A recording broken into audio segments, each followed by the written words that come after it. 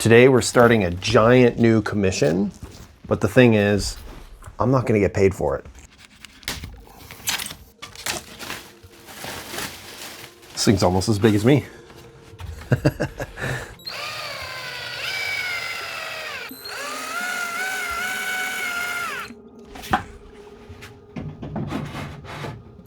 All right,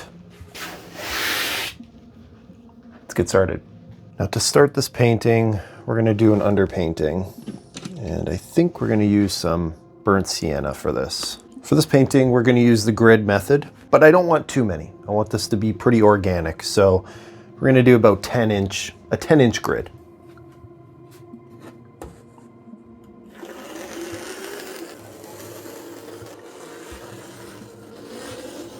My ruler isn't long enough, so I had to do this in 2 goes, which is not ideal, but thankfully this isn't brain surgery we're trying to do here. Good enough is good for this one. So pro tip here, one way to instantly make your paintings better is to stain them. Some paintings look good with a white background, most paintings don't. So for this one, we're gonna use some burnt sienna and we're gonna give it a nice warm hue. Let's get a bit of this, a little bit of water, smear it on here, and let's tone this canvas down. Let's bring this white a little bit more neutral. Okay, so I'm gonna get a big glob of paint. That should be enough, maybe. We'll find out. We're gonna get some water, cheap old brush. Mix that in, let's go to town.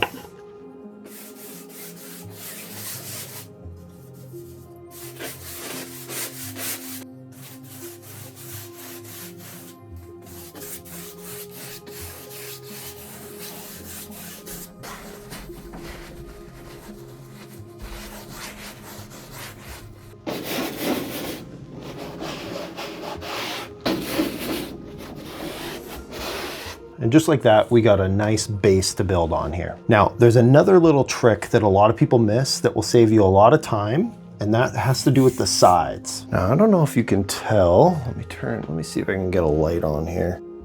There we go. If you could see that, it's a white side. Now is a really good time to tackle this. A lot of people will wait till the end to tackle this. Maybe they'll just leave this blank, but one way to make your painting seem a lot more premium is to paint the side. And I find get it out of the way early, so you just have to do touch-ups at the very end.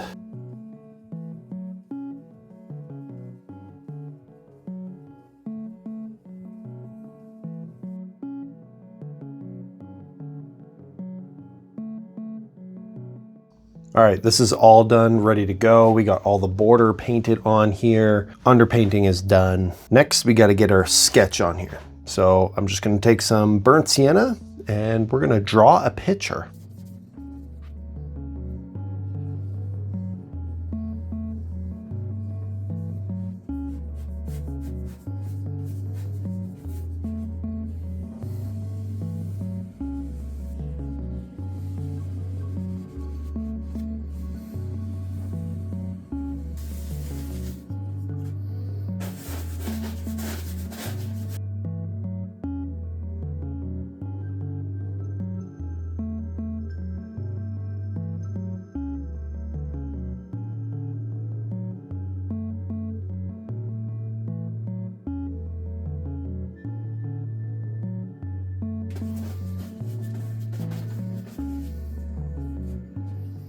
All right, so now with this underpainting done, I feel like this is a great opportunity to talk about this particular commission piece, because I know a lot of you are wondering why on earth I would do a commission painting for free.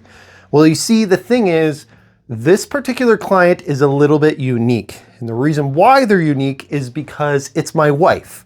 You see, not too long ago, we just bought a brand new king-size bed and rearranged our entire room. And our room now has this massive void where my wife would love to put a painting. So my wife asked me, can I commission you to do a painting? Obviously, I said no. No. So I said, listen, I'll do a painting for you, but on one condition. And this condition is that once that painting's done, I can list the painting. meaning that I can put it for sale. In return, if this painting sells, I will replace it. She was obviously completely thrilled about this opportunity and gave me the go-ahead to do it. So that brings us to this point right here. This underpainting is completely done. It is now time to start adding some color and starting to make this painting come to life. Let's go ahead and add our palette colors and start mixing up some paint for a painting, because that's what you do when you paint. You mix up paint for a painting. I'm gonna do a different type of palette. It's basically gonna be a Zorn palette. So we're gonna have Ivory Black, Titanium White, Yellow Ochre. But instead of cadmium red light, I'm gonna sneak in some burnt sienna, the same color we did the background with. And to get those greens, I'm gonna need some help from a blue. So I'm gonna use some Windsor Blue, kind of similar to ultramarine blue. That should be our palette that we're gonna use.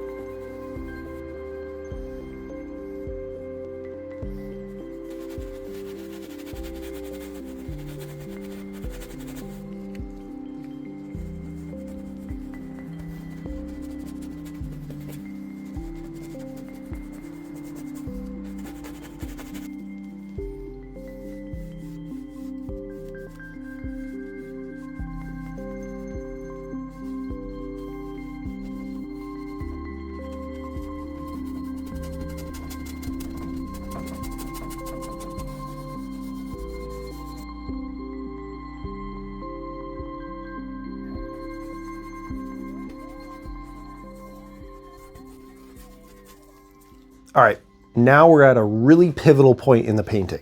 We are going to be tackling the horizon line. In my opinion, this makes or breaks a landscape painting. These are one of those things where it's so important that if it's done right, you won't even notice it. If it's done wrong, you will notice it. This would be the same as if like the eyes were too far apart or too close together in a portrait, right? Is this horizon line. So as you can see, I've purposely left a gap between the hard edges here of the landscape and of the sky, and that's because I want to try and do this all together in one sitting. I'll be honest with you, this is a lot easier to do in oil paint than it is acrylic, but needless to say, this is going to make or break this painting, so let's try and nail it.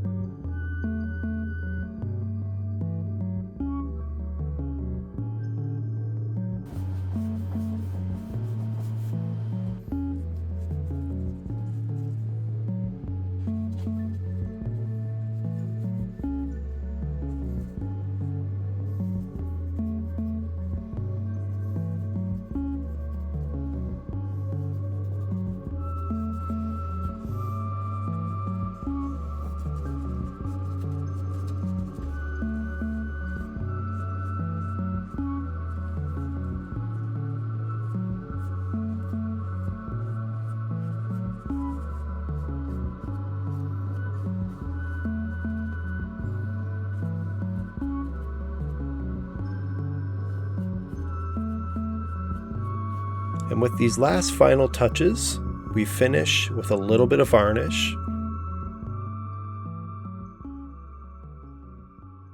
And finally, the glamour shots.